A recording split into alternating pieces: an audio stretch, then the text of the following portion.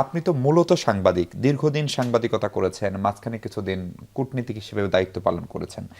ফলে এই যে সরকারের বা সরকার প্রধানের সঙ্গে আপনার আগে থেকে এই দলটির সঙ্গে, দলের কর্তা ব্যক্তির সঙ্গে জানাশোনা, ফলে আপনি প্রেস সচিব হবেন, এইটা এক ধরনের পূর্ব ধারণাই ছিল কিনা আপনারও, মানে আমাদের মতো, নাকি এটা কোনো সারপ্রাইজ ছিল? আপনাকে ধন্যবাদ, আপনাদের সবাইকে ধন্যবাদ। আহ, না আসলে আমি যখন কাজগুলো করেছি শুরু থেকেই, সাংবাদিকতা যখন করেছি, তারপরে যখন দলের সঙ্গে সম্পৃক্ত হয়ে কাজগুলো করলাম, কাজগুলো করতে গিয়ে ভালো লেগেছে। আগে সাংবাদিকতা করতে গিয়ে যখন আমি দেখেছি, একভাবে সাংবাদিকতা দেখেছি, আমরা টেবিলের এ পাশে বসে কাজ করি আর ওপাশে বসে কাজ করি, ইনফরমেশন তো ঠিকই আছে, আমরা তো আসলে তথ্য নিয়ে তো কাজটা করছি। তো দুই ধরনের অভিজ্ঞতা আছে। যখন আমি দলের সঙ্গে সম্পৃক্ত হয়ে কাজটা করলাম, তখন আমি আমার উপলব্ধিটা একটু ভিন্ন হয়েছে। সরাসরি কখনো এই পদে যাব, এই ধরনের দায়িত্ব নিয়ে কাজ করব এবং এই স্বপ্ন ছিল এমন একটা দায়িত্ব নেওয়ার জন্য, এমনটা কখনো ছিল না। এটা ছিল না, বাট কাজ করব, দলের জন্য কাজ করব, দেশের জন্য কাজ করব, টিমে থাকবো। হ্যাঁ, অবশ্যই এই ধরনের তো নিঃসন্দেহে একটা চিন্তা ভাবনা ছিলই যে কাজ করব, মানুষের জন্য কাজ করা। এত বড় দলের ব্যানারে যদি আমি এই ধরনের রোল প্লে করতে পারি, বিশেষ করে আমাদের যে প্রধানমন্ত্রী তারেক রহমান, তাকে তো দীর্ঘদিন তো কাছ থেকে দেখেছি, যতটা সম্ভব ওনার সঙ্গে কাজ করতে পেরে আমার কাছে মনে হয়েছে যেখানে কাজ করার সুযোগ আছে মানুষের জন্য, সেদিক থেকে আই এম হ্যাপি। আপনি তো দুভাবে প্রধানমন্ত্রী, আজকের যিনি প্রধানমন্ত্রী তাকে আপনি দুভাবে দেখেছেন। এই ধরেন গত 1.5 মাস আপনি তাকে দেখছেন সরকার প্রধান হিসেবে, তার আগে দীর্ঘদিন তিনি নির্বাসনে ছিলেন, নানান ধরনের শারীরিক মানসিক অত্যাচারের ভিতর দিয়ে গেছেন, দেশে ফিরতে পারেননি, এর মধ্যে তার ভাই মারা গেছেন, তার মা দীর্ঘদিন অসুস্থ ছিলেন, ফলে ওইটা আরেকটা ব্যক্তি তারেক রহমান। প্রধানমন্ত্রী তারেক রহমান এবং ব্যক্তি তারেক রহমানকে যদি আলাদাভাবে মূল্যায়ন করতে বলা হয়, কতখানি পার্থক্য আসলে দেখেন?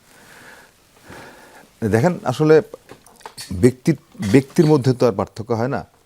তবে এটা ঠিক যে দায়িত্ব যখন যে দায়িত্ব পালন করে, যখন যে দায়িত্ব পালন করেন, সেই দায়িত্বের কারণে তাকে যতটা পরিবর্তন হওয়া দরকার হয় দায়িত্ব পালনের জন্য, সেই পরিবর্তনটা আছে।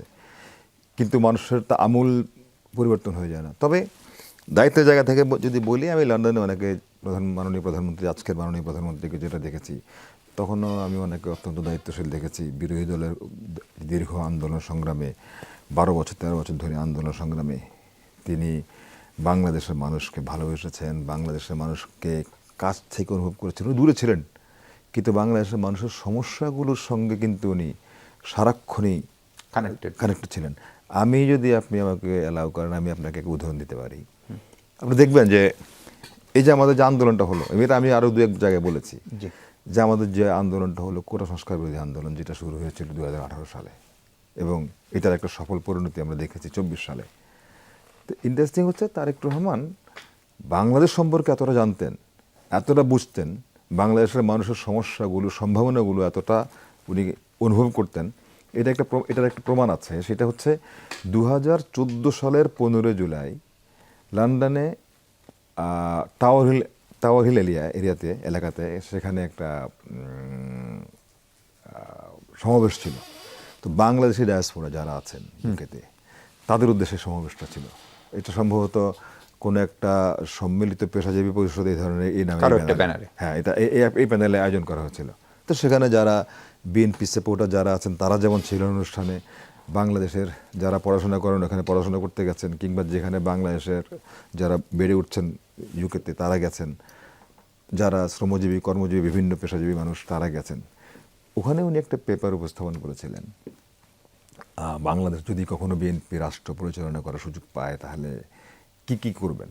সেখানে কিন্তু 2014 সালের 15 জুলাই কথা বলছি, সেখানে কিন্তু তিনি বলেছিলেন যে বাংলাদেশে এখন যে এই যে 50%, 56% যে কোটা সিস্টেম আছে, আমরা কখনো সুযোগ পেলে রাষ্ট্র পরিচালনার আমরা সেটাকে কমিয়ে এনে আমরা 5% নিচে নামিয়ে আনবো।